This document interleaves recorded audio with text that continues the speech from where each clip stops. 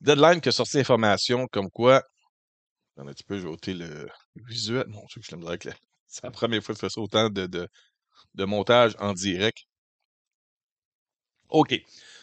Deadline a sorti une nouvelle information comme quoi MGM, une nouvelle entité de propriété maintenant de Amazon, va se lancer à relancer des propriétés intellectuelles dont ils sont propriétaires sous forme de films ou séries en streaming, dont Robocop, Stargate, Legally Blonde, Barbershop et plusieurs autres. On va faire vite un survol là-dessus. Qu'est-ce qu'ils annoncent?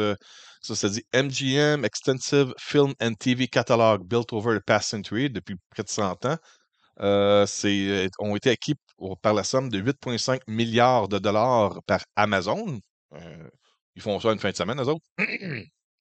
Donc, Amazon Studios va travailler avec la bibliothèque de propriété intellectuelle de MGM afin de créer des films et des séries télé ou streaming, appelez ça comme vous voulez, avec Robocop, ça j'ai bien hâte de voir ça, Stargate, Legally Blonde, il y a Fame également, si vous ne connaissez pas Fame, c'est une série qui, avec les jeunes, une école de danse, ça parle beaucoup de drogue, sexualité, la vie des jeunes adultes en difficulté, qui essaient de s'en sortir à travers la musique, la danse, ces choses-là.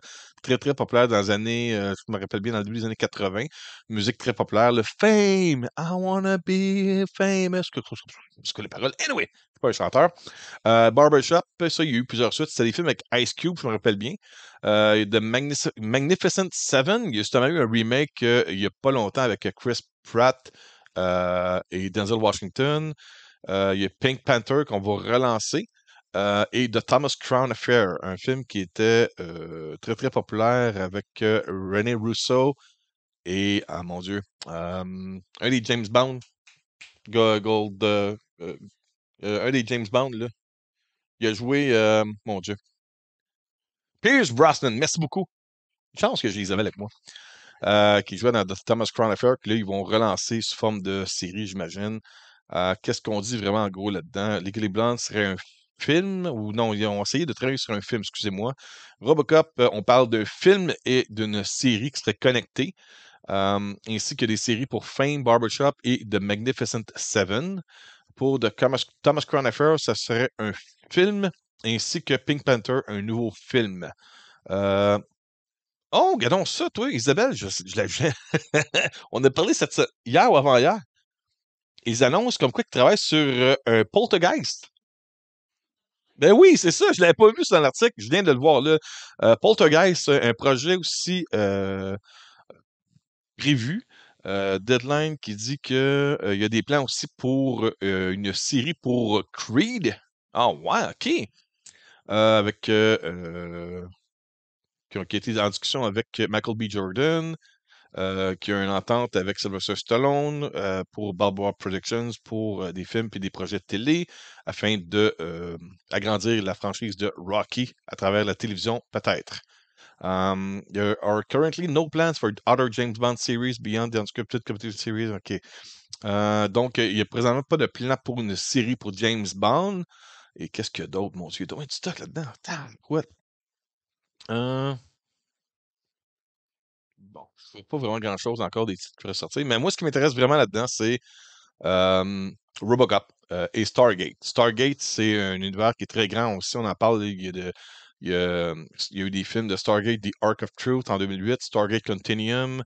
Il y a eu la série SG-1. Il y a eu la série Atlantis en 2004, Stargate Universe en 2009. Il y a une série animée qui s'appelait Stargate Infinity. Et aussi une série web qui s'appelait Stargate Origins. Fait qu'il y a eu beaucoup, beaucoup de produits. Barbershop, il y a eu Barbershop 2 Back in Business, Barbershop The Next Cut. Il y a eu un spin-off avec Beauty Shop, je pense avec Queen Latifah. Donc, ils veulent faire de quoi d'autre avec Barbershop. Et my God, il y a du matériel là-dedans, en tout cas. OK, bon. Juste pour vous dire que beaucoup de matériel. Je sais pas ce que vous en pensez là-dedans. Euh, Christian qui écrit les gens doivent arrêter de refaire des histoires connues et faciles à comparer. Ouais, sauf qu'en même temps, Christian, il n'y a pas de police qui arrive, qui cogne chez vous, qui dit excusez, monsieur Lanmière, à vous des films en média physique de Robocop, puisque MGM fait des suites, on ramasse toutes les vieilles copies puis on les détruit. Non, il reste là. La meilleure utilité, la meilleure raison, je pense, de faire des suites, c'est de faire connaître aux jeunes qui veulent pas regarder des vieux films, parce que c'est un vieux, ils veulent pas voir ça. Ben, c'est de faire connaître ces propriétés intellectuelles-là aux nouveaux consommateurs, aux nouveaux cinéphiles, qui, des fois, vont dire: Ah, j'ai regardé ce film-là, bah, c'est pas débile, mais mon père, il me dit que l'original est meilleur.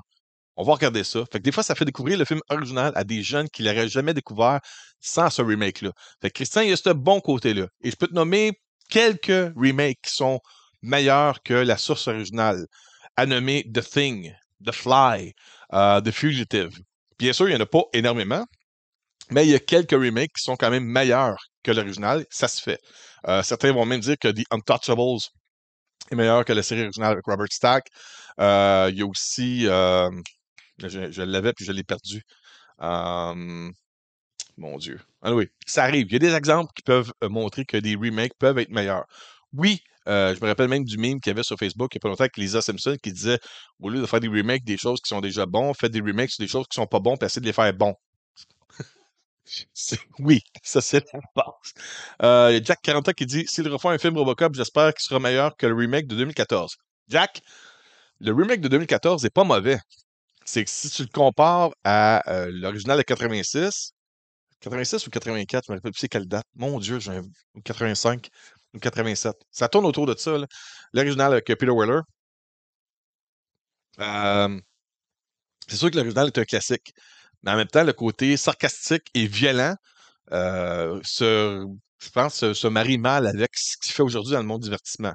Moi, ce que je disais il n'y a pas longtemps, c'est si tu fais un Robocop, mets ça dans les mains des gens qui sont responsables de la série Preacher ou des gens qui ont travaillé qui travaillent présentement sur The Boys.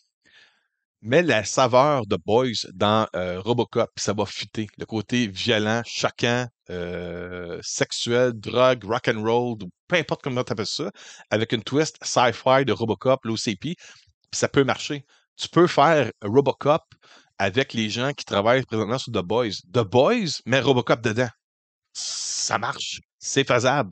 Puis pas en étirant, mais en développant sur une série avec un film à gros budget pour, mettons, compléter cette série-là ou la petite au moins, ben, il y a de quoi d'intéressant là-dedans. Puis ça efface pas l'original. Il n'y a rien de ça. Là.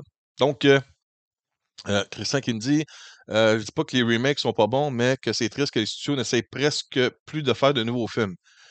Christian, il y a plein de nouveaux films. Il y en a comme 11 qui sont sortis dans les 2 dernières semaines. Et le seul film qui a fait de l'argent, c'est Super Mario Bros. Les gens vont juste pas voir ça. Et malheureusement, c'est pas. Ça s'appelle show business. Le monde du divertissement, c'est show business. Il y a une business, il y a des affaires à faire, il y a de l'argent, il y a un profit qui est recherché à la fin de ces investissements majeurs-là. Ces films-là coûtent 50, 75, 100, 150, 200 millions à faire, vont coûter 25 à 150 millions juste en promotion. Ça coûte énormément cher, puis les gens qui mettent l'argent là-dedans, ben, s'attendent à des retours d'argent à quelque part à un moment donné. Et puis, c'est sûr que les gens vont y aller dans un sure bet. Ils vont dire ça, les gens le connaissent. Moi, je disais tout le temps, si ma mère connaît Hulk Hogan, elle n'a jamais écouté la lutte, mais elle sait c'est qui Hulk Hogan. Ben, faites quoi avec Hulk Hogan, puis même les gens qui connaissent pas la lutte vont aller voir le film de Hulk Hogan. C'est un exemple.